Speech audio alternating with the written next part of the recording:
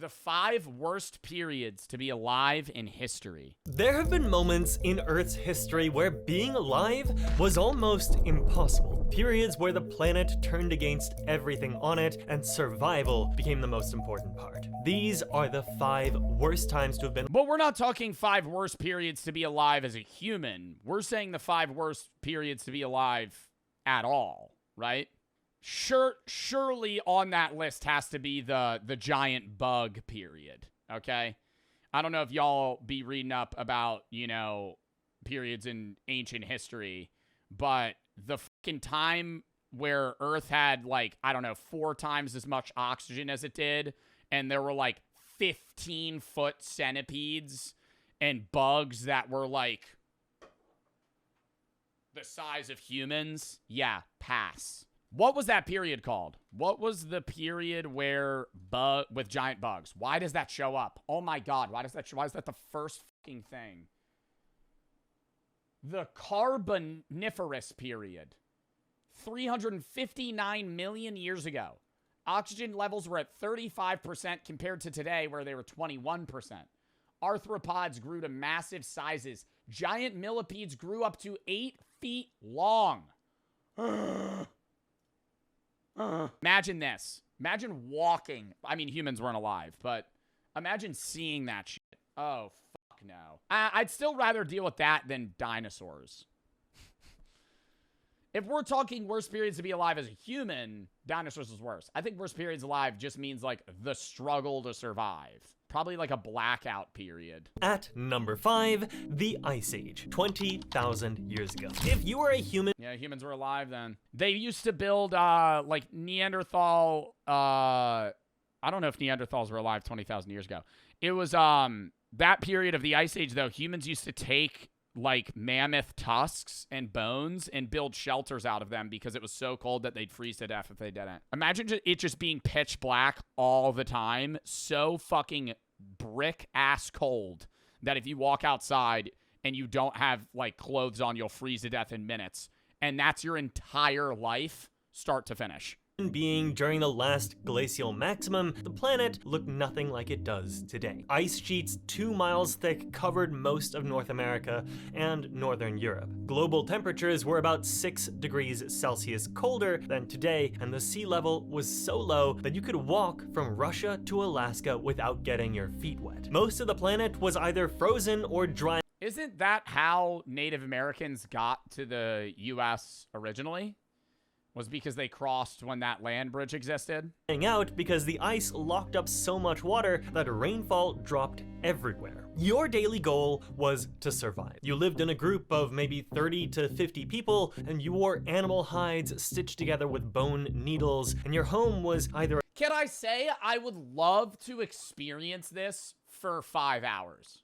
Like, I wish I could do, like, some dirty jobs type shit where I TP back in time, live with, like, day in the life of a Neanderthal during the Ice Age, and I just kind of, like, I experience it, I see what happens, then I dip. Because I like that, when people go, oh, you could teleport back in time, that's, like, the best hypothetical, because there's no right answer. You could go back in time, where would you go? I'm like, I don't know, there's a million options. I could go to the dinosaur period, the Ice Age, I could go to the fucking crucifixion of Jesus, I could go... literally anywhere. And I have to pick one. A cave or a shelter made from mammoth bones and skins. Food meant hunting animals that were actively trying to kill you. Woolly mammoths weighed around 6 tons. Cave lions were big. Imagine the fucking exhilarating feeling of taking down a woolly mammoth.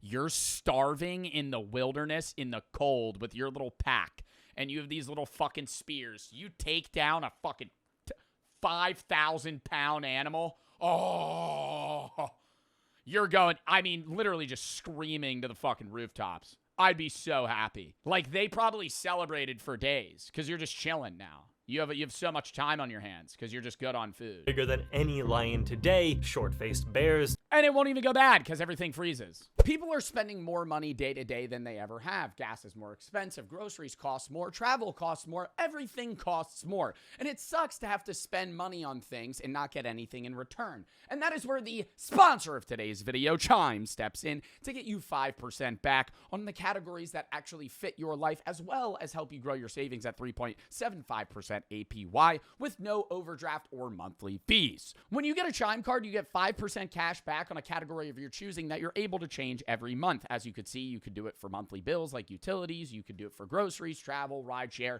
whatever you please. For example, this is what it might look like on your app if you end up using it on groceries. You spend $210 at Trader Joe's, you get $3 back. It adds up over time. It's something that you would normally not have, and over time you're able to spend, $115 more that you didn't have previously. I specifically choose for travel because I am constantly flying and going places and doing stuff for content. So if I spend $5,000 on flights, rooms, boards, whatever it is, I get $250 back for doing nothing.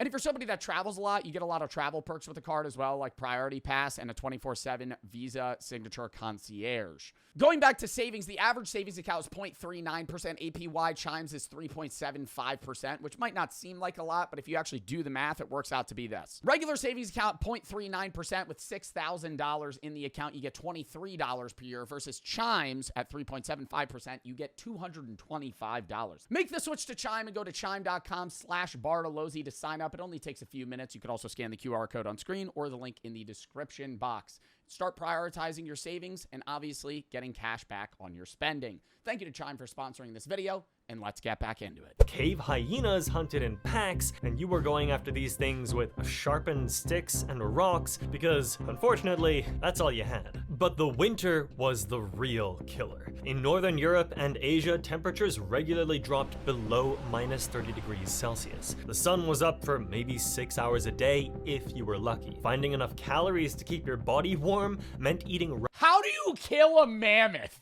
How do you kill a mammoth with just fucking sharp sticks, bro? I'm never getting over that. I understand humans are like long hunters. I know it's spears. Like, what makes us better than other species is like they're fast-paced hunt, kill predators, whereas we're like, we'll tire you out and then you chase them to a point where they give up and then you just kind of beat them to death over time. I just can't imagine, though, a woolly mammoth could just charge you. Even if you're 20 humans surrounding it, it just goes, whoomp, knocks your ass out. Your best friend in your fucking pack just got his head split open, and you're just like, still running at that dude? Hell no. That's why it's like when the gorilla debate happened, where it was like 100 people versus one gorilla. Like, yeah, I'm in the mindset of we gotta eat. They are starving, so that's also a factor. Like you feel that you haven't eaten in weeks or a week, and you're like, I'm hungry as shit. We're killing this mammoth or we're dead. So you're in that mindset as well. But I mean, imagine just watching your friend get full clipped by like a fucking hyena. And you're going, yeah, let's kill it. Hours a day if you were lucky. Finding enough calories to keep your body warm meant eating roughly 3,000 to 4,000 calories daily, which is pretty difficult when the most of the landscape is frozen and the animals you need to eat are better hunters. Yeah, I never even thought about that. By calorie amount, ancient humans ate more than the average person. And we have like calorie-dense slop foods. They were just eating all the time because you're just so cold, so your body's using calories to conserve heat, and you're running around way more than like a desk job.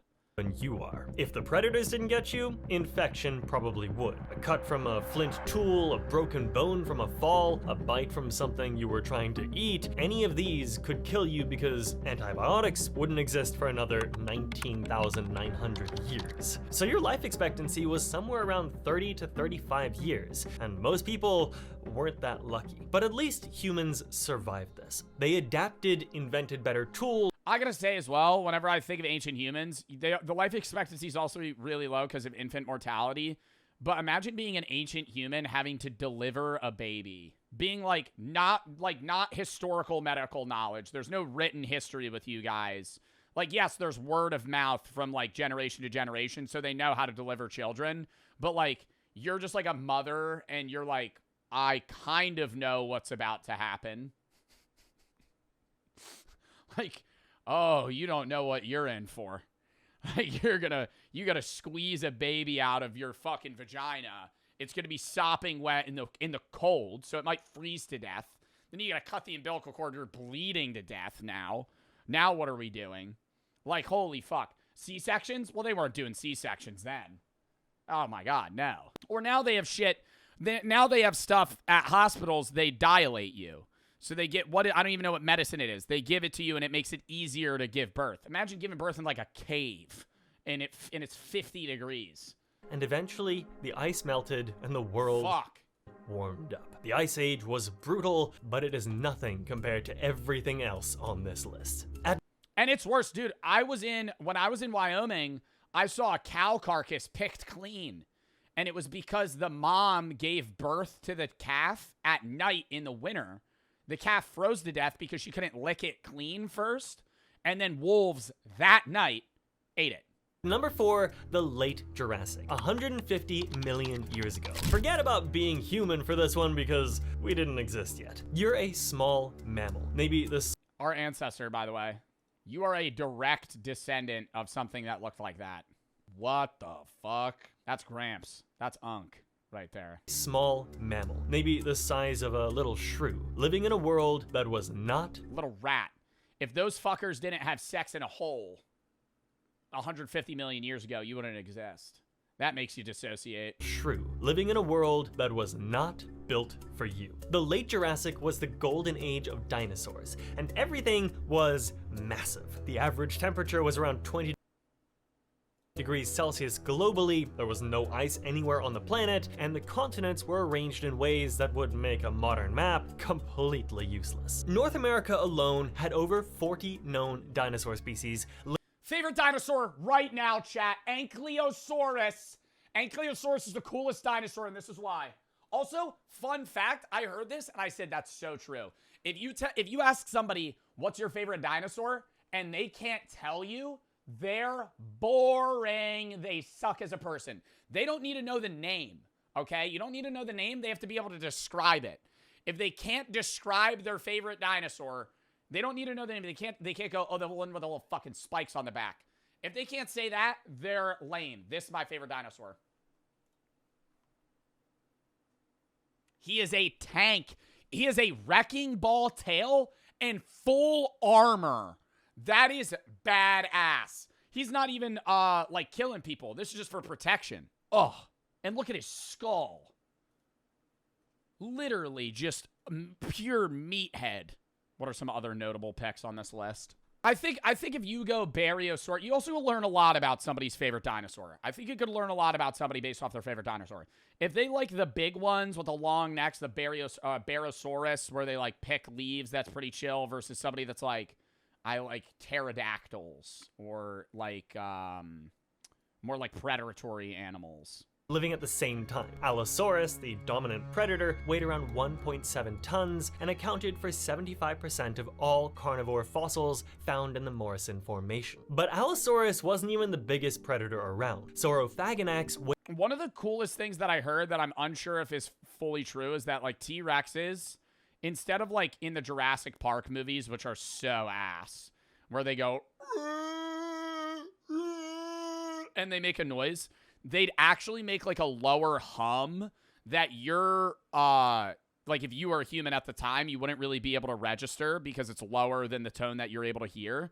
So if they were hunting you and you heard it, you wouldn't hear it, you would just vibrate. That's terrifying. Like, if the T-Rex made a noise, it's quiet, so it's an ambush predator, so it's going to be quiet around you. It's huge as fuck.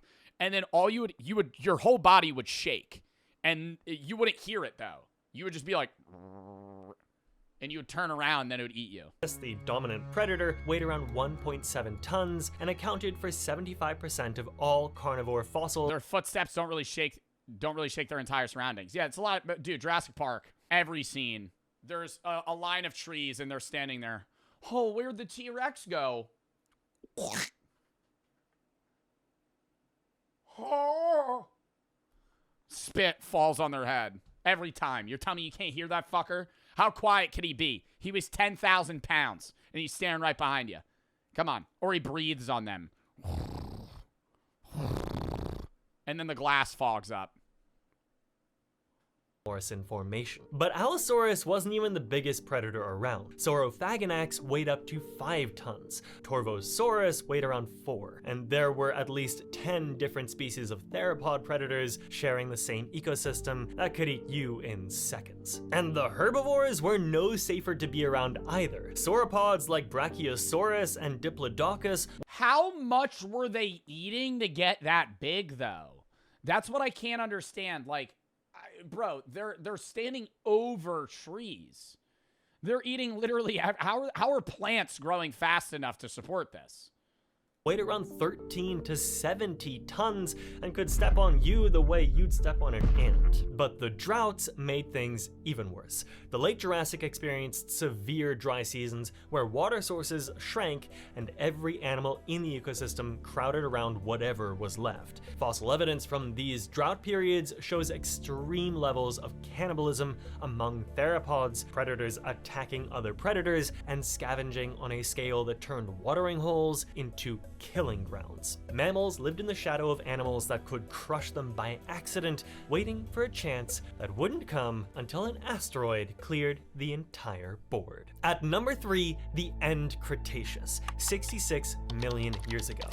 I think that's the other thing too, is most people kind of group dinosaurs into one big period, but isn't it true that like T-Rexes are as far away from some other dinosaur as that dinosaur is from us? Like the period in which you know dinosaurs, it's so large that it's not like, oh, they all existed in this one period. There's a bunch of dinosaurs, and some that you know existed in 100 million year block, and others existed 58 million years later. This is the one that everyone knows about, but most people don't understand. Yeah, Jurassic, Triassic, those periods. But Jurassic Park, yeah, Cretaceous, Jurassic, Triassic. But that's the thing, is Jurassic Park just has all of them, right? Like in Jurassic Park movies, they just throw every dinosaur in. How bad it actually was. An asteroid roughly 12 kilometers wide hit the Yucatan Peninsula at around 20 kilometers per second. The energy released was billions of times more powerful than any nuclear weapon ever built. If you were anywhere within about 1,500 kilometers of the impact, you were dead immediately. The shockwave flattened everything. Beyond that radius, things didn't get that much better. They just got slower. The impact launched billions of tons of rock and dust into the atmosphere, which blocked sunlight globally for... Bro, that's wild though. Whenever they say that, I'm like, that's such a small... Like, I know it's a big asteroid, but what a small, like, splash zone. For it to then basically kill everything on Earth. Like, in my mind, I'm going, oh, it needs to be a meteor the size of the US. Of rock and dust into the atmosphere, which blocked sunlight globally for years. Then, the sulfur from vaporized rock mixed with... It's not small. I'm saying it's small in comparison to Earth. Water vapor came down as acid rain that poisoned water sources across entire continents. The food chain collapsed from the bottom up. Plants couldn't photosynthesize without sunlight, so they all just died. Herbivores starved because the plants were gone, and the predators followed. And the oceans weren't really any better. The acid rain and temperature changes killed phytoplankton, which is the base of the entire marine food web. Wildfires spread across multiple continents in the days. And then how the fuck did shit survive? Like, how did our little, like, mole rat ancestor mammals live in a hole and not die? Following the impact, triggered by superheated debris raining back down through the atmosphere, and the smoke from those fires added to the dust that was already blocking the sun. For months after the impact, the sky was essentially just black. The temperature swings were so extreme that regions went from tropical— Bro, when I watch shit like this too, I'm imagining like, oh, this is on another planet. No, this is like where you're standing right now. Like, this happened here. Thing that couldn't burrow underground or survive underwater had almost no chance. About 75% of all species on Earth— Oh, what are these ones called? These are chill as fuck too. They got the double horn and the one on the top, and it's like very bony. Oh, this is just a triceratops. All species Because they got 3. Try. on Earth went extinct, including non-avian dinosaur, every pterosaur, every marine reptile, and most of the large animals that LARP? I'm not LARPing being a dinosaur fan. I don't know them. I could describe them. had dominated the planet for over 100 million years. The animals that survived were mostly This was the only part of the Netflix documentary that I watched where these stupid fucks just run into each other constantly and just give themselves CTE. That's their whole fighting tactic. Just running at each other. Idiots. Idiots. And then they just go, boom, pass out. Wake up covered in blood. Head crushed. Do it again. small because they could burrow underground, eat dead organic matter, or go were mostly small because they could burrow underground, eat dead organic matter, or go longer periods without food. Mammals, birds, crocodilians, turtles, small lizards, and insects, they made it through. But the recovery took millions of years, and for the species that were alive during the actual impact and its aftermath, every single day was a question of whether there would be anything left to eat the next day. At number 2, the Toba supervolcano, 74,000 years ago. This one is specifically about humans, and it's the closest our species ever came to Yeah, wasn't there like 2,000 humans left on Earth total? extinction. Around 74,000 years ago, the Toba supervolcano in what is now Indonesia erupted with a force that makes every other volcanic eruption in human history. Which is wild, because that means like that's why, dude, we have all similar ancestors. Like any person in chat or in the world, if you go enough generations back, you're related in some way. History looked like a campfire. It launched over 2,800 cubic kilometers of material into the atmosphere, which is roughly enough to bury the entire United States under a layer of ash. The eruption triggered a volcanic winter that lasted somewhere between 6 and 10 years. Global temperatures dropped by as much as 15 degrees Celsius, and same as with the asteroid, the sunlight was blocked, which killed plants and made predators starve. But unlike 66 million years ago, this time we were now living through it. We were already a relatively small population of early Homo sapiens living in Africa and possibly parts of Asia, and we got hit with the worst climate crisis any human had ever faced. The total human population dropped to somewhere between 3,000 and 10,000 individuals. That's insane, dude. Trying to survive in a world That's like a little more than this Twitch chat on the larger end. Like imagine we were the only people left alive. Where the sun barely came through and there was nothing to eat. Every single person alive today is descended from that. That'd be terrible, bro. Oh my god. Me and Twitch chat. Trying to figure out how to make a city. Oh. A tiny group of We'd all be dead. We'd be dead in minutes. Survivors, including you. The genetic bottleneck is so tight that humans have less genetic diversity than most primate species, and Toba is the leading explanation for why. If you were alive during those years, you spent your entire existence searching for whatever you could find in a dying landscape while your group got smaller and smaller every season. Hunting was nearly impossible because the animals you depended on were starving too, and many of them simply died out in your area. You ate shellfish, roots, insects, whatever was left on the coastlines that still had any life to them at all. Yeah, just full the fact scavenging. that anyone survived is genuinely difficult to explain, and some researchers think it all came down to a handful of coastal populations in southern Africa that could still access marine food sources when everything inland was gone. And at number 1, the Permian extinction, 252 million years ago. This is the big one, the worst thing that has ever happened to life on Earth. Scientists call it the Great Dying, and the name is not dramatic enough for what actually happened. 252 million years ago, a volcanic system in what is now Siberia, known as the Siberian Traps, started erupting. And it wasn't a single volcano. It was a volcanic province the size of Western Europe that poured lava across millions of square kilometers for roughly a million years. Yo, and like, how do we know when that's gonna happen? Like, is there a chance like Yellowstone just like explodes randomly? Like, how do we, I know we monitor that and there's people that like know, but like, couldn't Yellowstone theoretically just go, yeah, boom, and just explode? I gotta Google that. Could Yellowstone erupt at any time? No, it won't erupt anytime soon. It's an active volcanic system that will erupt again in the future. Scientists currently see no signs that an eruption's imminent. If an eruption happens, it'll likely be one similar to 70,000 years ago rather than a catastrophic massive explosion. The idea that Yellowstone erupts every 600,000 years is overdue is incorrect.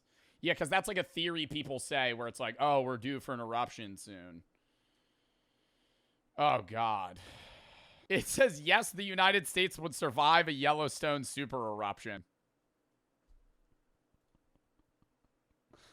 Though it would face a catastrophic national disaster that would reshape the country. Everyone would die. Everyone would die. What the fuck are we talking about? The U.S. would be flattened. That would be terrible. Everybody, dude, okay, yeah, would people survive? Sure. The country would be done. It wouldn't cause human extinction. Yeah, not in the world. How many people would die? I'm gonna Google that. Immediately 90,000 from just the lava flow. That's less than I would have thought. But that's also because nobody lives in Wyoming and Montana. I think it's more so after. Yeah, but we also have other materials and supplies, so it's like, okay, the fucking sun gets blocked out. Eruptions released an estimated 100,000 billion metric tons of carbon dioxide into the atmosphere, along with massive amounts of sulfur dioxide, methane, and other gases that turned the planet into something barely recognizable. Global temperatures rose by about 10 degrees Celsius. The oceans warmed up so much they couldn't hold dissolved oxygen anymore, turning vast stretches of deep water into dead zones. Hydrogen sulfide, a gas that is toxic to most life, started bubbling up from these oxygen-starved oceans into the atmosphere. The ozone layer was damaged by the chemical reactions, allowing increased ultraviolet radiation to reach the surface, which mutated plant spores and killed vegetation across entire continents. The numbers are almost impossible to process. About 96% of all marine species disappeared. 70% of terrestrial vertebrates went extinct. Even insects, which had survived every other mass extinction in Earth's history, lost more than half of their families. The entire ecosystem didn't just collapse, it ceased to exist. Coral reefs vanished completely and didn't recover for 10 million years. Forests disappeared from the tropics and were replaced by fungal blooms feeding on the dead wood. If you were alive during the Permian extinction, here's what your world would have looked like. The air was hot, thick with CO2, and in coastal areas, poisonous from hydrogen sulfide seeping out of the ocean. The sky had a strange greenish tint from all the gas, and the smell was unbearable. The water was warm and oxygen-pleated, killing everything that couldn't surface to breathe. Rivers and lakes turned stagnant and toxic, acid. But then what's surviving? Are there just like little pockets of areas that are like somewhat livable where like creatures adapt and they're just kind of lucky off rip? Rain stripped vegetation from the land until entire landscapes were just bare rock and mud. The soil eroded into the landscape in massive quantities, further smothering marine life. The temperatures were so extreme that in equatorial regions, nothing complex could survive on land at all, with surface temperatures reaching over 50 degrees Celsius in some areas. Freedom units. What is that? Surface temperature, 50 degrees Celsius to Fahrenheit. 122. Okay, so the average land area was like being in the Arizona desert. And the only habitable zones were pushed toward the poles, which had gone from frozen to temperate. The recovery took somewhere between 5 and 10 million years. For context, the entire existence of the genus Homo, from the earliest human ancestor to you watching this right now, spans about 2.8 million years. The Earth was essentially broken for at least twice as long as humans have existed. Life did eventually come back, and the survivors went on to become the ancestors of dinosaurs, mammals, and everything else that followed. But for those millions of years during and after the Great Dying, I always think about how if humans don't go extinct and we somehow survive as a species for millions of years, we'll be the equivalent of how we see apes at some point. Like, we're fucking stupid. Like, we're dumb, idiot animal creatures. Like, I'm saying, like, millions of years from now, we would be, like, sub-evolved humans that are, like, lame chuds. Like, that's, like, we're... I'm too smart, though. No, we would be dumb as fuck. I mean, I think there's, like, a reversal going on just because, like, high technology just allows everybody to just have everything done for them. So maybe we're in a Wall-E-verse at some point where, like, humans are just dumb as fuck and robots control the world. But, like, I'm saying, say that doesn't happen and humans do survive, that would be crazy. the planet was as close to sterile as it has ever been since life first appeared over 3 billion years ago. These were the 5 different ways. All right, WVED. Bro in my chat just said not to be annoying, but recap. Recap, the video's over. All right, chat, it's time for gaming.